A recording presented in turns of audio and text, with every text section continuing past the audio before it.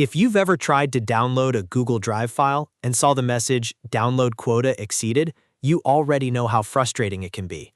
In this video, I'm going to show you exactly how to fix the Google Drive error, "Download quota exceeded," using a few simple methods that can get you downloading again fast.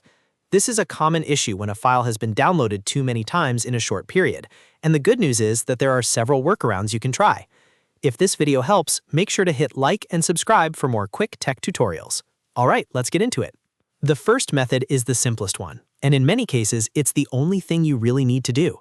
Just wait and try again later. Google Quotas usually reset automatically, so if the file is temporarily unavailable because too many people have downloaded it, the restriction may clear after a few hours or within 24 hours. So if this is not urgent, give it some time, come back later, and try the download again.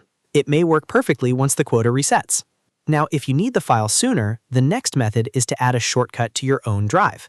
First, open the file from Shared with Me or from the shared link. If you have access to the file, right-click on it and choose the Organize option, then click Shortcut. When prompted, select My Drive and add it there. This creates a shortcut in your own drive without changing the original file. After that, open My Drive and look for the shortcut you just added. This step can sometimes help you access the file more smoothly and gives you a better chance of working with it from your own account. The next thing you can try is making a copy of the file. Once the file is available in your drive, right-click it and select Make a Copy. In some cases, the copied version will download normally, even if the original file is hitting the quota limit. This is one of the most useful tricks for Google Drive download issues, because the copy may behave differently from the original shared file. After the copy is created, right-click the copied file and choose Download. If the quota problem was tied to the original file, this copied version may download without any issues. If that still doesn't solve it, try another Google account.